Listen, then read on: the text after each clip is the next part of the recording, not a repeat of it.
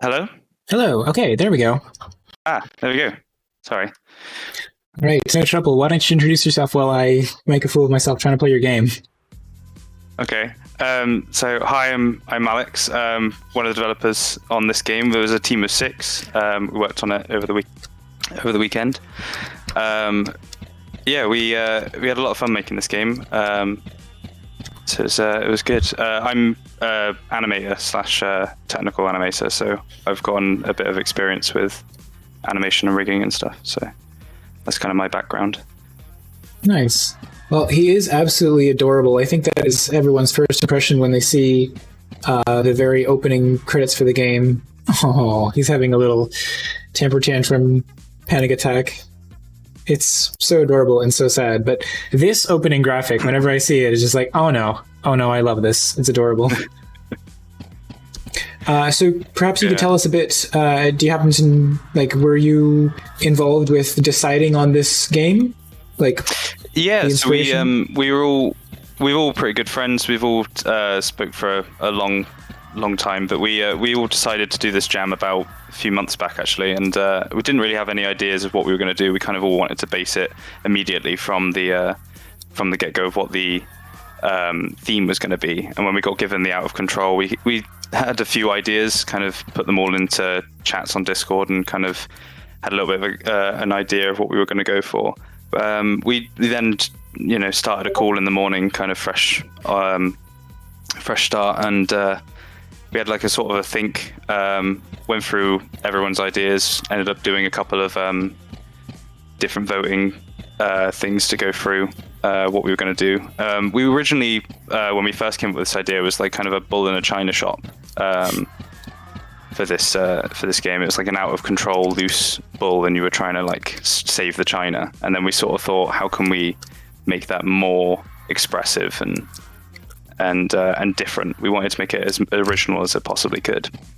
And we sort of thought, what if we had if Godzilla or a kaiju was nervous and anxious and didn't really want to disturb the city, and he just wanted to get home. So that's kind of how this idea sort of started. And then we set up our sort of template meshes and things, and went through a bunch of ideas and sort of tested. We had the 3D artists make a couple of the buildings, which is why you see a lot of them in level 1 and 2, these kind of skyscrapers and office buildings and stuff. And then when we got to level 3, 4, and 5, and part of level 2, you can see some of the houses in there as well. We started to incorporate a lot more of the meshes that he got around to making, because he was working on the first day, but amazingly stayed up to help us out. I'm pretty proud of what we made. It was pretty good fun. And then the response we've had is amazing so far. And this was our first jam, so we really hadn't got much experience in terms of making game jams. Wow. So I have to ask, can you guys beat this? Because I can stumble my way through level 1. Yeah, there's 5 levels. We all tested them a few times, but there's a few people I know that can't get past level 3 or 4. They are quite tough. There's definitely knacks to getting through them. We've realized that a lot of the level design came down to necessary sacrifices, or like kind of what you get away with destroying, so you don't lose too much. And because you've got your city health on the left, and you've got your timer on the right, and you've got then how close you are to a panic in the bottom, and you've kind of just got to keep all of those variables in check to make sure that you're not going to lose.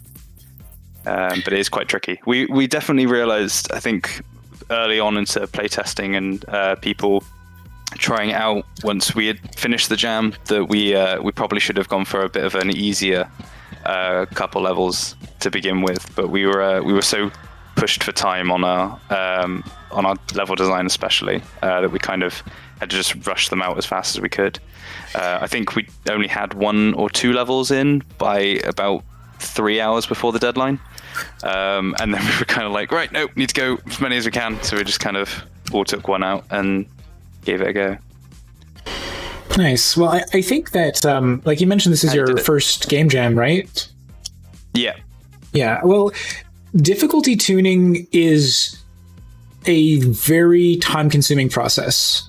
Every game I've made for a game jam has been stupidly hard, with the exception of this year because there's no challenge in the game that I made.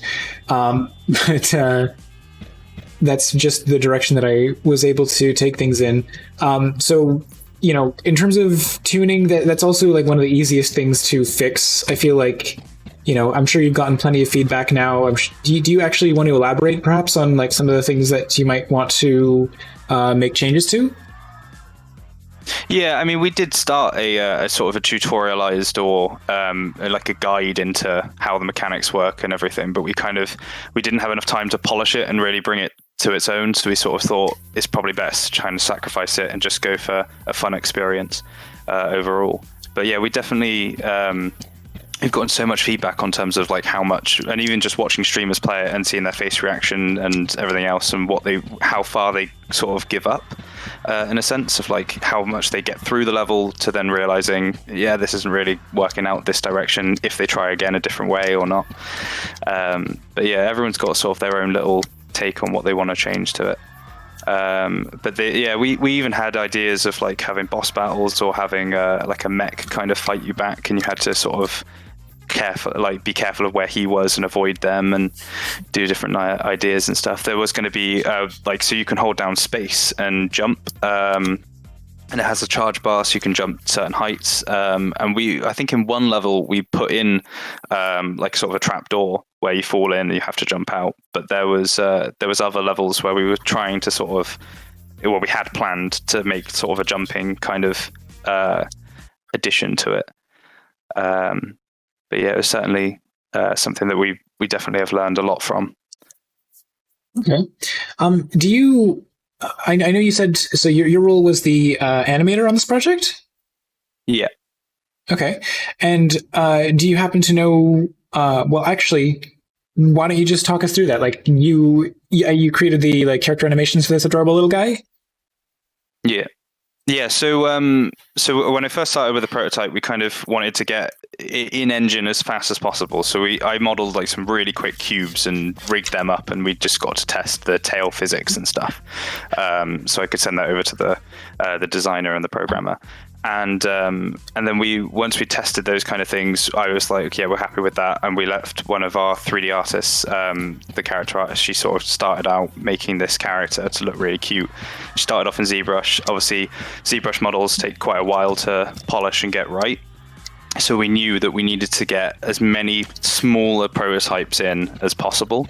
So I think she exported 2 or 3 times before we had the final low poly model that she had made once she was back in Maya. But she basically took it down to like a Dynamesh sort of really like sort of clay looking quality character, exported that out, and then I would rig that.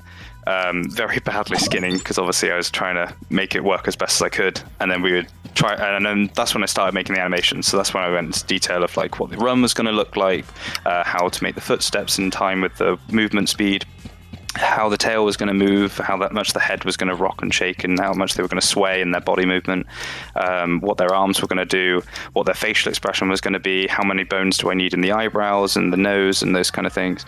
And then once we did a few of those, I think there was like 2 or 3 animations I waited to do until I had the final low poly model, because I really wanted to get the expression to be nailed in a sense of what that was going to look like. And I think that was the Panik animation.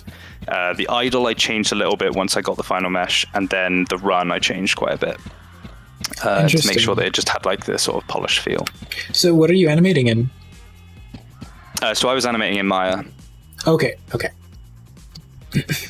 Yeah, I'm not very familiar with the like 3D like animation asset pipeline. I mostly make 2D games myself, so yeah, it's just why I'm curious about that. I have only like the most vague understanding, and yeah, his worried expression there, like you totally nailed it. It's super appealing. Thanks. Yeah, I was like I remember spending ages trying to get like the lip to kind of like the bottom lip to kind of shake, as if he was like about to cry. Mm-hmm. And he's like holding it back because he's just trying to not destroy the city. But yeah, it was really good fun. We had so many ideas and stuff. We set up a Trello page because we were trying to keep them all written down at least. Yeah, it definitely sounds like I spoke to a developer earlier today. They also used Trello. For my part, I was just working solo, so I just keeping everything in my head and in a Google Doc. But would you recommend Trello as a tool for teams to collaborate with? Yeah, absolutely. I mean, we've used lots of different ones before, like Hack and Plan and a few others. But yeah, Trello's like really clean, and it's really easy to kind of move around and sort of keep on task with certain things, because you can move certain tasks into like doing tabs. So we had an SVN going for where we were making our project online, because there was 2 gameplay designers. So they basically, as they were programming and sort of sorting out different things, they wanted to make sure that one person was working on the character while the other person was working on a level, or whatever it be, whereas the Apex destruction mechanics and things like that. So as one person was working on that, they didn't want to step on each other, so they basically commit to that. And by having the doing tabs, and basically we were on call anyway, so we were kind of just talk about all these kind of things, and really kind of keep on top of it. So I think you rhymed it off earlier, but just how many members were there on the team? 6. Okay, wow. Yeah, so we had a 2D artist, 2 3D artists, me doing animations, and then 2 gameplay programmers / designers. Wow. Yeah. Had any of you worked on game jams before, or is this just the first time you're working together? So first time working on a game jam, but one person had done one previously. They did like I think it was a small 3D project a couple of years ago or a year ago or so. But yeah, for most of us, it was completely fresh start, and we'd never done these kind of things before. Okay, cool. Did you, because I've been asking this question of a lot of developers, but I think it still applies to animation. Did you have to do any kind of like interesting hack or a trick to make the animations work within the confines of the jam? Yeah, doing it on the Dynamesh model was definitely not ideal, because I was kind of like having to move around a really low, like it was like a 90,000 polygon thing, which is like it was kind of in the vague shape of, but it wasn't anything that could be polished and skinning and weighting and stuff, just to kind of get those smooth motions. So by changing all those things and kind of, that's when I had the final mesh, I was kind of like the ones that I really wanted to get expressive with. I wanted to make sure that I had enough time to sort of deal with and look over. Okay, cool. Well, let's see. Was there anything that you needed to cut or change to make sure that you finished the game on time? Quite a bit. I mean, on the first day, we sort of thought that we could probably get a second character in with the mech, and that'd be kind of like an obstacle to take out. Right, yeah, sorry. Yeah, so we obviously had to cut that one. We realized quite early on that we weren't going to really be able to do that. Then the jumping mechanic being more forced, was in a sense, we missed out on that one as well. But yeah, we've got sort of a vague idea from all of our feedback of what kind of things we'd be able to achieve for next time. I'm just now realizing there's a jumping mechanic. I didn't know there was a jumping mechanic in the game. Oh, yeah. I'm just realizing you can jump. Space. Yeah. Oh, my bad. Yeah. Well, that might make this possible for me to actually beat this level. Oh, he's so sad. But you didn't destroy any buildings this time, little dino. It's better.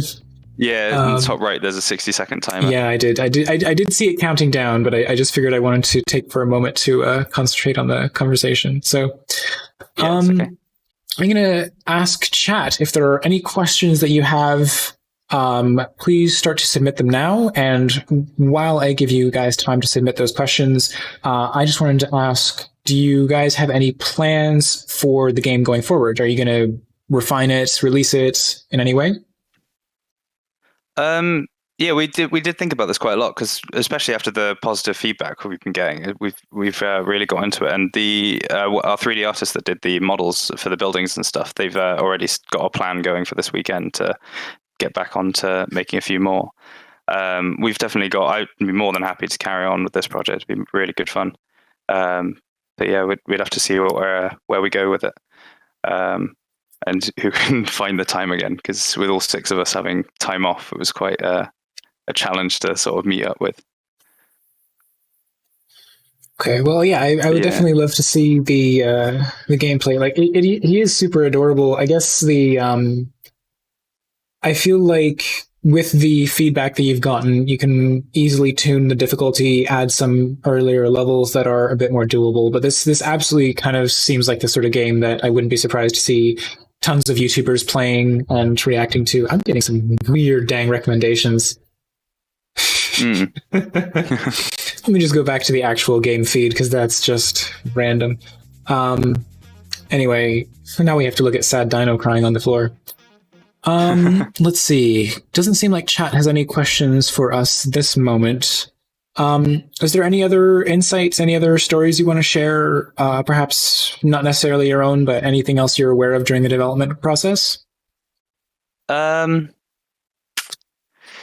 a good question. Yeah, I mean, yeah, we've looking at the other games as well. We've been really like amazed at what everyone else has been able to get, and they're so original. Like, there's so few games that have got the same kind of ideas or mechanics, and even if they did get them, it's still like you can tell that they both went a different direction at one point. There was a few games I was playing earlier today that was just like.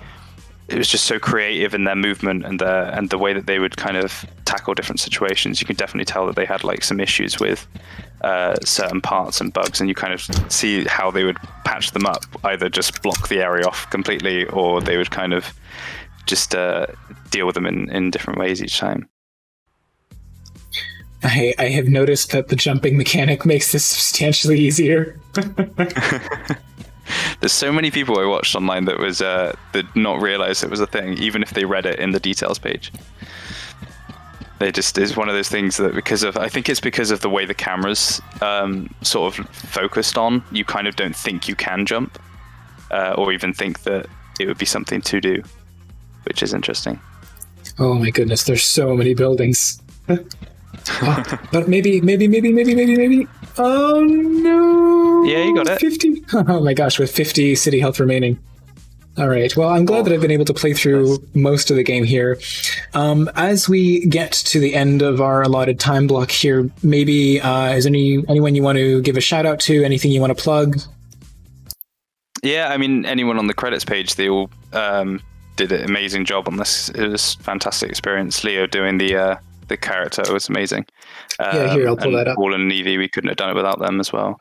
And Sam doing the art, he designed a fantastic creature. There was there's loads of artwork that Sam did that unfortunately didn't get shown off. But yeah, and Deer as well doing a fantastic job on all those building assets. He really nailed the art style of what we were going for and stuff. It's fantastic. Yeah, I'd say an excellent job to all of you. And I've just shared the link to the game in the chat now.